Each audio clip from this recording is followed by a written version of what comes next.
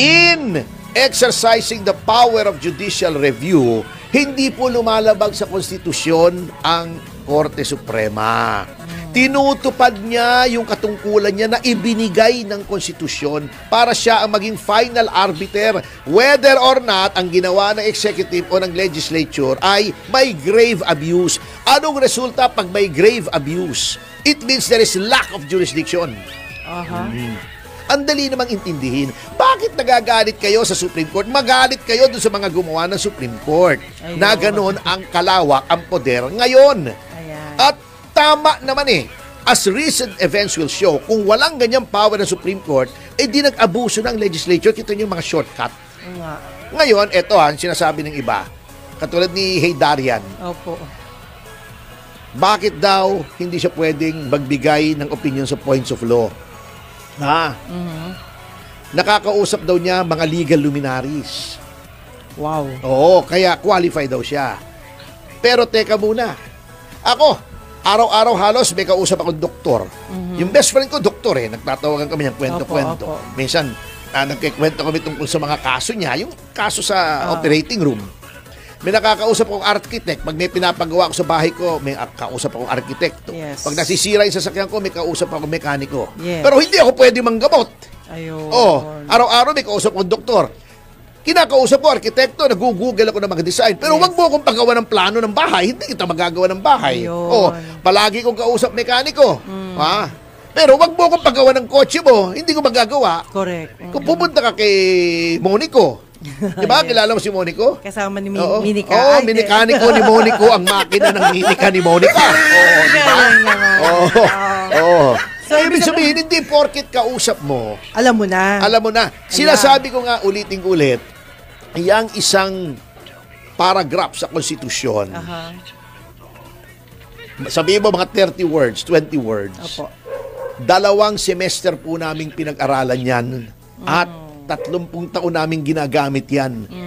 Pinag-aaralan namin yung mga decided cases. So do not go there, katulad ni Rizon Tiveros, do not go there, sasabihin mo, binigay sa iyo ng staff mo, Rule 39 ng Rules of Court, hindi pwedeng ipatupad ang desisyon without a motion. Ginawa mong ejectment court yung Supreme Court.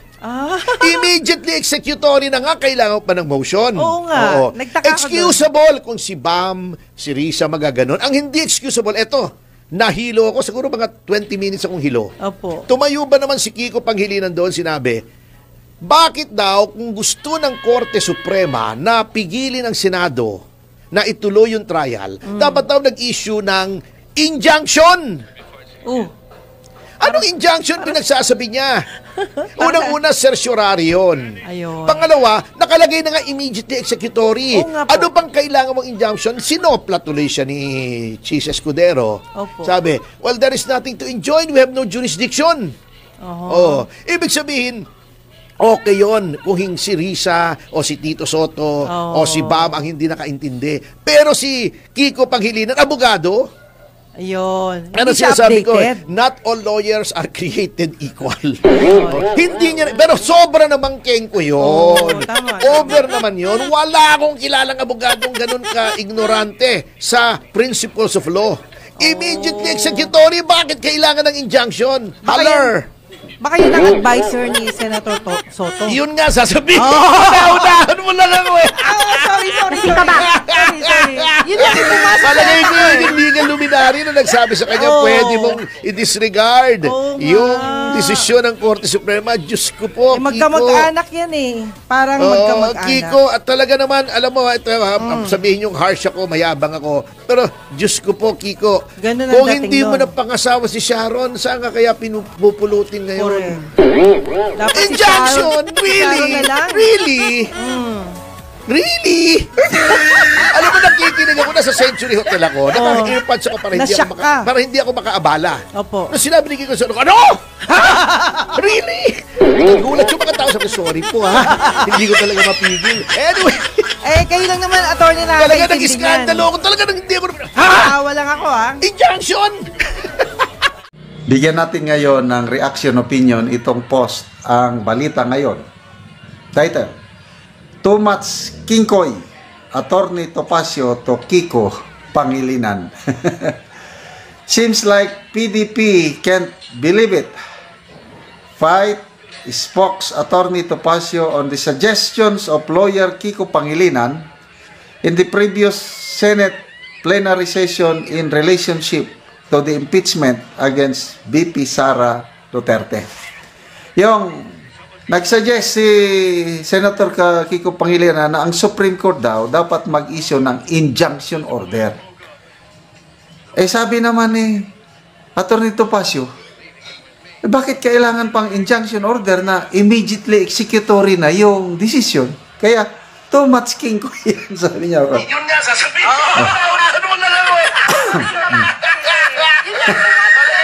Hindi ka luminari na nagsabi sa kanya, pwede mo i-disregard yung desisyon ng Korte Suprema. Diyos ko po, Kiko. Magkamag-anak yan eh. Parang Kiko, magkamag-anak. at talaga naman, alam mo, ito, sabihin yung harsh ako, mayabang ako. Pero, Diyos ko po, Kiko, Ganda ng kung dating hindi doon. mo nang pangasawa si Sharon, saan ka kaya pinupulutin ngayon? Injunction? Really? Sharon na lang? Really? Really?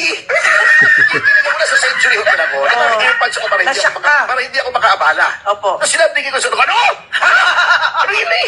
Gulat ko na sabi, sorry po ha. Hindi ko talaga mapigil. Anyway, Eh, kayo lang naman, attorney namin. talaga nag-iskandalo ako. Talaga hindi ako. Awa lang ako, ha? Injunction? Sabay. Injunction. Ha? Oh, paano ba ito? Sandali. Executory, bakit kailangan ng injunction? Higher. Baka yun ang advisor ni Senator Soto. Yun nga, sasabihin. Ano mo na lang mo eh? Hindi ka luminari na nagsabi sa kanya, pwede mo i-disregard yung desisyon ng Korte Suprema. Diyos ko po, Kiko. Magkamag-anak yan eh. Parang magkamag-anak. Kiko, at talaga naman, alam mo, ito, sabihin yung harsh ako, mayabang ako. Pero, Diyos ko po, Kiko, Ganda ng kung dating hindi doon. mo nang pangasawa si Sharon, saan ka kaya pinupulutin ngayon? Injunction? Really? Sharon na lang? Really? Really? Tinignan mo na sa century hotel ako. Nakakipans ako Nasyak ka. para hindi ako makaabala. Opo. Tapos sinabi ko sa ano? Really? Gulat ko na sabi, sorry po ha. Hindi ko talaga mapigil. Anyway, Eh, kayo lang naman, attorney namin. talaga nag-iskandalo ako. Talaga hindi ako. Awa lang ako, ha? Injunction? Okay. So, ayun. Sabi niya, okay lang daw kung si Senator Risa, Senator Bam, Senator Toto ang magpahayag ng ganon na naghahanap ng injunction. Kasi hindi sila abogado. Okay lang yon, naiintindihan niya.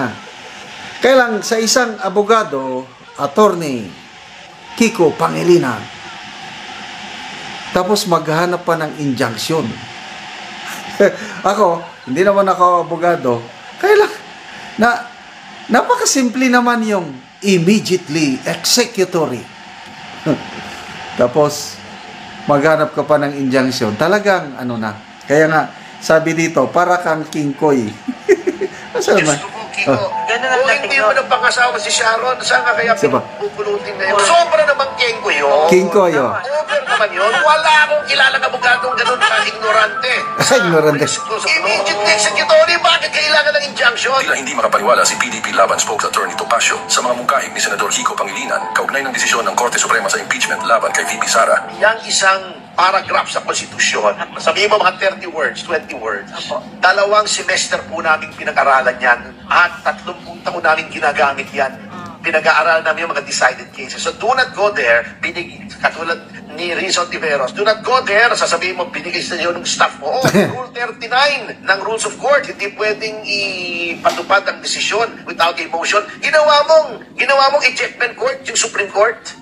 Immediately executory na nga, kailangan pa ng motion. Oo nga. Nagtaka ka doon. Excusable kung si Bam, Yan. siya magaganon. Ang hindi excusable, ito, nahilo ko, siguro mga 20 minutes akong hilo. Opo. Tumayo pa naman si Kiko Pangilinan doon, sinabi, bakit daw kung gusto ng Korte Suprema na pigilin ng Senado na ituloy yung trial, dapat daw nag-issue ng injunction.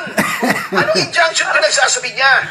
Ano na certiorari yun? Pangalawa, nakalagay na nga immediately executory. Oo nga. Ano bang kailangan mong injunction? Sinopla tuloy siya ni Jesus Escudero. Opo. Sabi, well, there is nothing to enjoin. We have no jurisdiction. yun. Oo. Ibig sabihin, okay yun. Kung si Risa, o si Tito Soto, o si Bam ang hindi nakaintindi. Pero si Kiko Pangilinan, abogado, Ayun. ano sinasabi ko, not all lawyers are created equal. Hindi niya, pero sobra namang ko yun. Over naman yun. Wala akong kilalang abogadong ganun ka-ignorante sa Ignorante. principles of law. Immediate executory, bakit kailangan ng injunction? Other. Baka yun ang advisor ni Senator Soto. Yun nga, sasabihin. Ano mo na lang eh?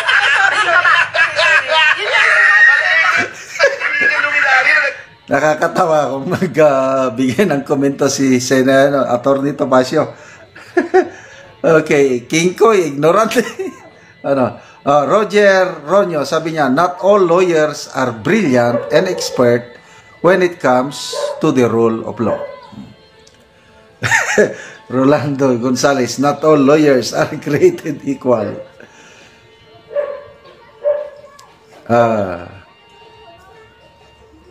Sayo ante, wag nyo namang pagtawanan si Kiko Kunita.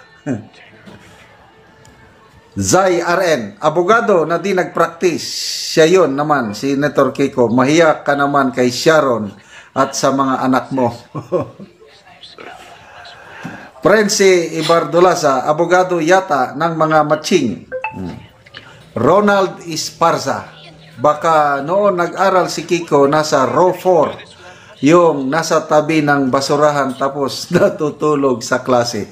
Ako, nasubukan ko yan, row 4. Grade 3 ata ako. Row 4. Kasi, I don't know bakit anong nangyari sa akin. Hindi ko maintindihan ang leksyon. Kaya, row 4. Nilo Iscario, tumpak ang salita mo, Attorney Topacio. Tumakbo yan si Kiko na congressman dito sa Quezon City. Talo. Inasawa niya si Sharon, nanalong senador, kasi si Sharon ang nagdala sa kanya gumawa ng batas, Juvenile Delinquency Act, pabor sa kabataan na kahit pumatay at di makulong. Sabi ni President Duterte, nangopya sa Amerika, maporol ang utak. Anyway,